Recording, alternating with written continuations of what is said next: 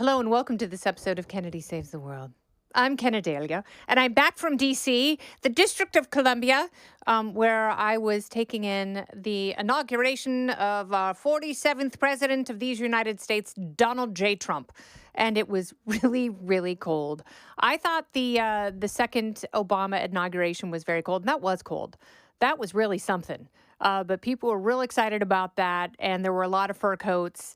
And this time there were just a lot of very, very happy people. In fact, the only time I've seen people this happy was in 1993 at the Clinton inauguration because they thought it was going to be to usher in an era of like cheap drugs and free sex. And there were a lot more orgies in 1993.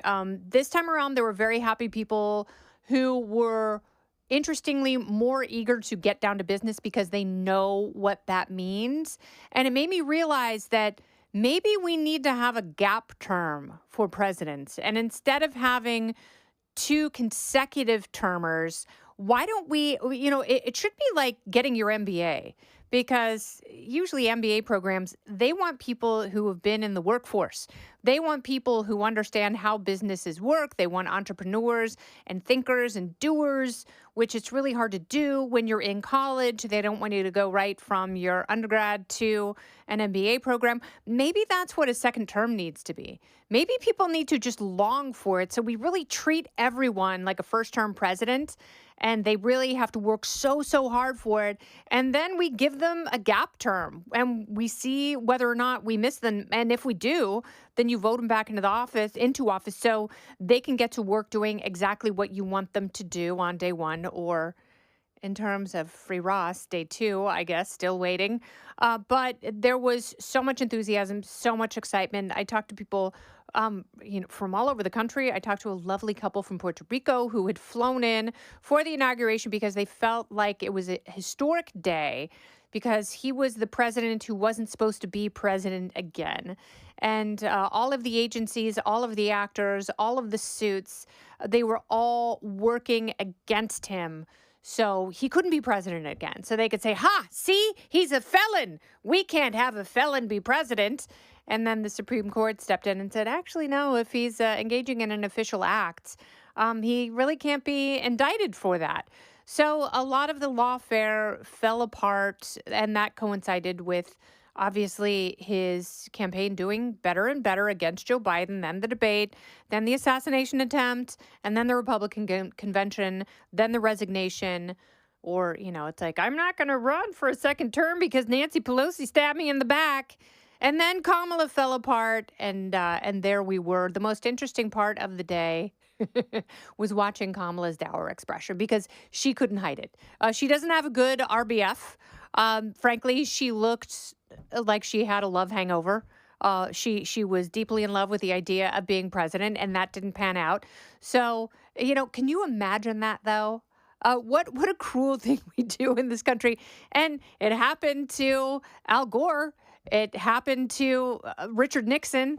You are vice president for someone, you think you're going to be president, and then you have to go through the entire official process and protocol acting like this is the greatest thing in the world when really all of this should have been done on your behalf. And that's what Kamala Harris had to go through the entire day, which, on one hand, as a human being, yeah, it kind of made me feel bad because I don't want anyone to suffer.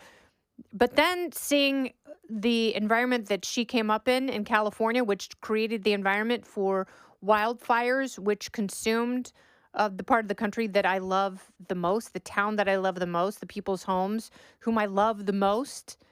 It was that incubator that she metamorphosized in, and it allowed, her rebirth on the national stage, which just sort of codifies the horrible one-party system in California.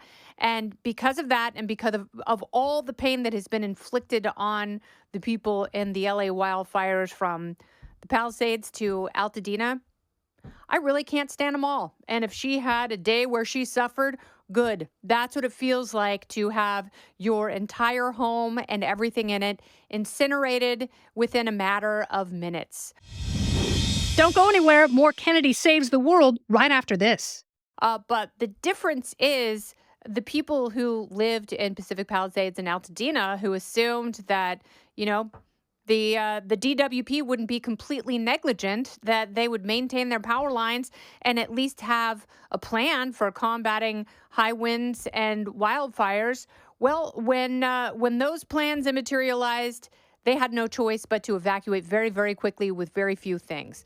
Kamala Harris has had her whole professional career to run for president, and she's really bad at it because she is an empty person who lacks ideas and really a sense of self and has no basis for being given the most powerful job in the world. I don't feel bad that she was denied that. And if she had a really crappy day yesterday, well, welcome to the misery that all the people and tens of thousands of people in California are feeling. Her response to all of that has been absolutely anemic. Now she is out of a job. She's going to go back to California where she gets to go back to her house, her $5 million house in Brentwood, and, just have an easy life where she makes threats of, I won't go into that night.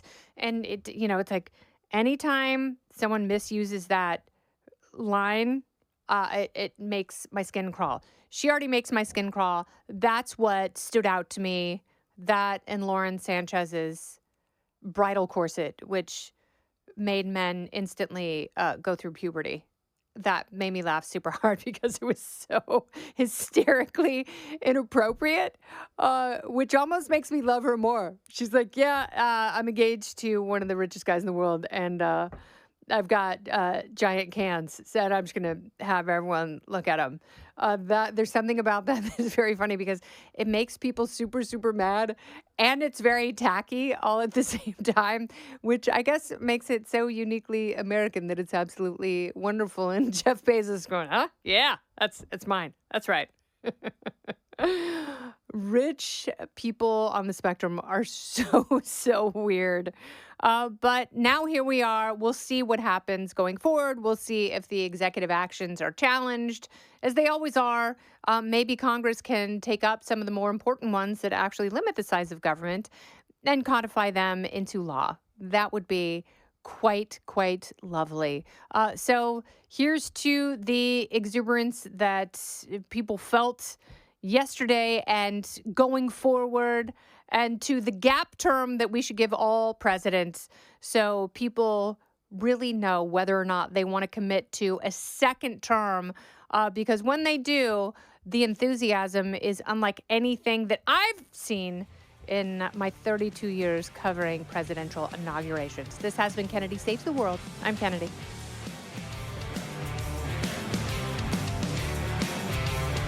Listen ad-free with a Fox News Podcast Plus subscription on Apple Podcasts, and Amazon Prime members can listen to this show ad-free on the Amazon Music app. Oh, go ahead and leave me a review while you're there. I'd love to hear what you have to say.